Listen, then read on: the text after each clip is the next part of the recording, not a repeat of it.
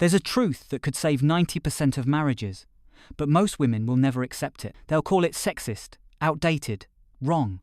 They'll get angry just hearing it, but here it is. You cannot simultaneously demand everything from a man while giving nothing back and expect him to stay. You cannot treat marriage like a service industry where you're the customer and he's the provider. Until women understand that marriage is a two-way exchange, not a one-way extraction, there will be no happy marriages. Let me explain what this really means. The unrealistic modern expectations are killing relationships before they start.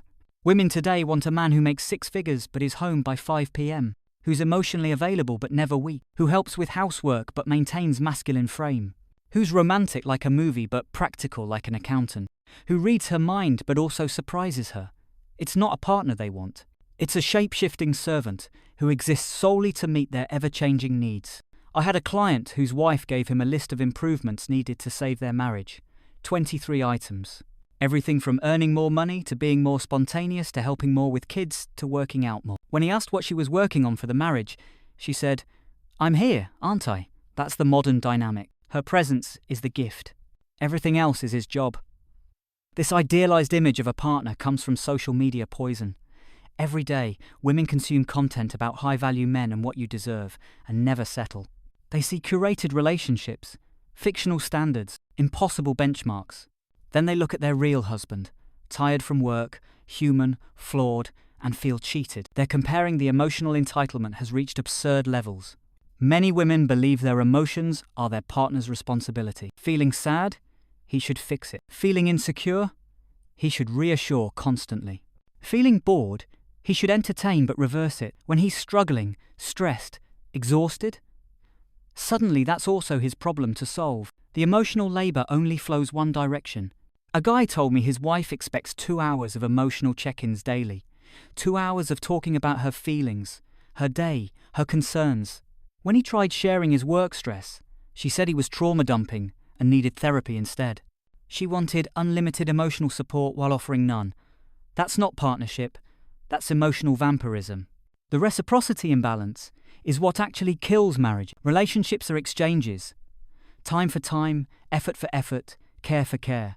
But modern culture tells women they deserve everything by virtue of existing. They shouldn't have to earn affection, respect, desire. Just being a woman is enough. Meanwhile, men must constantly prove worth through provision, performance, perfection. Here's the projection of superiority that's everywhere now. Many women see themselves as morally flawless within relationships. Every conflict is his fault. Every problem stems from his inadequacy. She's the long-suffering saint. He's the project that needs fixing. This isn't partnership. It's a rehabilitation center where she's the staff and he's the patient. I counsel couples where the woman literally cannot name a single thing she does wrong in the relationship. Not one. Asked about contribution to problems, they say things like, "I care too much," or "I give too much." These aren't flaws. They're humble brags. The inability to see their own contribution to dysfunction guarantees it continues. The collapse under pressure is inevitable. When someone faces constant criticism, endless demands, zero appreciation, they break. Men don't leave marriages over big things usually. They leave over 10,000 paper cuts. The daily dismissal, the casual contempt, the endless expectation without appreciation. One day they just stop trying because trying never made a difference. The false narrative of victimhood has become standard. I do everything for this family, really. Who pays the mortgage? Who maintains the cars? Who handles the investments? That's different. That's just money. But when she does laundry, that's heroic sacrifice. The selective accounting, where her contributions count double and his count nothing, is exhausting. A client's wife posted on social media about being a married single mother while he worked 70-hour weeks to pay for the house, cars, private school, her yoga membership and the nanny. But sure, she's the victim because he missed a school play. The victimhood narrative requires erasing his contributions entirely. The control disguised as care is manipulative. "I just want you to be your best self." Translation: I want to redesign you. Many women enter relationships planning to change the man. Not support him, not grow with him, change him. Like he's a house they bought to flip. Then they're shocked when he resents being treated like a renovation project. The need for self-reflection is completely absent. Before blaming him for every problem, maybe examine your own behavior. Are you pleasant to come home to? Do you show appreciation? Do you contribute equally? Do you create peace or chaos? But self-reflection requires admitting imperfection, and that threatens the superiority narrative. The overdiagnosis of abuse has diluted real suffering. Every boundary is controlling. Every disagreement is gaslighting. Every expectation is emotional abuse. The language of genuine trauma has been weaponized for ordinary relationship conflicts. When everything is abuse, nothing is abuse, and real victims get lost in the noise. I've seen women call their husbands abusive for asking them to contribute financially, requesting they limit contact with an ex, expecting help with housework, wanting intimacy more often, suggesting they drink less. These aren't abuse, they're normal relationship negotiations. But the victim narrative is too powerful to abandon. The erosion of empathy goes both ways. When someone constantly criticizes you, demands from you, dismisses your needs, you stop caring about theirs. Empathy requires reciprocity. If it only flows one direction, it eventually stops flowing at all. This is how marriages become two strangers sharing bills. The importance of basic gestures is completely missed. Men aren't complicated. A meal cooked with care, a genuine thank you, physical affection, peace when we come home. These simple things mean everything. But modern women are taught these are subservient or pick-me behavior. So men get nothing while being expected to give everything. A client nearly cried, telling me his wife made his favorite meal after months of tension. One simple gesture of care hit him harder than any grand romantic gesture could. Men are starving for basic kindness in their own homes. But acknowledging this would require admitting men have emotional needs too. The emotional invisibility of men is tragic. Men experience depression, anxiety, fear, doubt, exhaustion. But these are inconvenient to the narrative that women are the emotional labourers. So male emotion is either ignored or pathologized. He's not burned out, he's lazy. He's not depressed, he's weak. He's not lonely, he's needy. The communication breakdown happens because of assumption. She assumes he knows what she needs. He assumes she says what she means.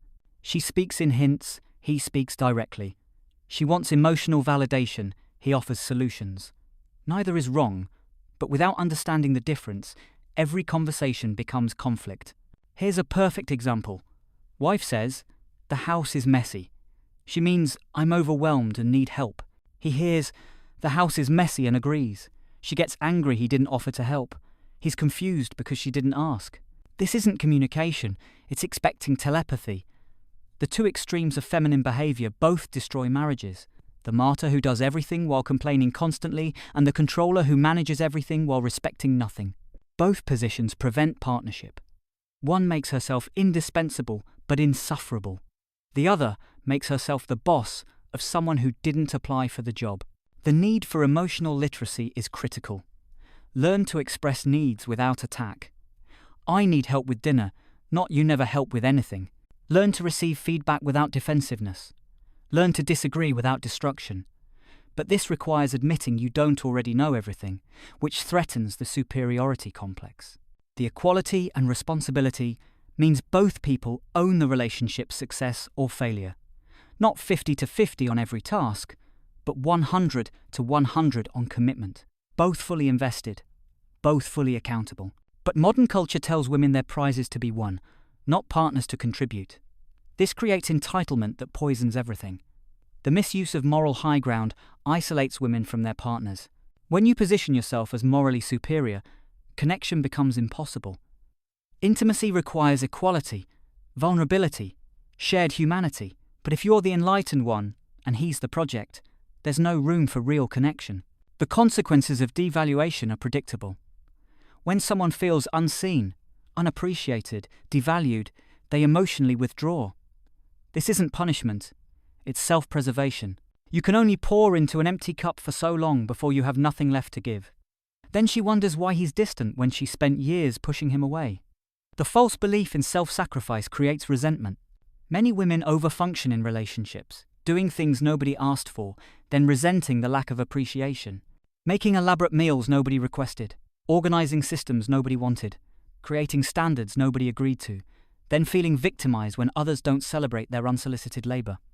I knew a woman who spent weekends organizing and reorganizing the house, exhausting herself, then raging that nobody appreciated her effort. Her husband didn't want the house reorganized. He wanted to relax with his wife. But she created work to feel valuable, then resented everyone for the work she created. The relationship as coexistence, not fusion, is healthier. You're two individuals, choosing to share life, not one entity. Maintain separate interests, friendships, goals. Come together by choice, not obligation. But many women see any independence as abandonment, any autonomy as betrayal. The shared authority in parenting gets destroyed when mothers position themselves as the superior parent. Father knows best became mother knows everything, and children suffer. Kids need both parents' influence, but many women gatekeep parenting while complaining about doing it all. A client's wife undermined every parenting decision he made. Bedtime he set, she'd change it. Punishment he gave, she'd reverse it. Then complained he wasn't involved enough with the kids. He stopped trying because trying meant fighting, and the kids watch their father get overruled constantly. The pre-parental communication should be mandatory. Before having kids, discuss.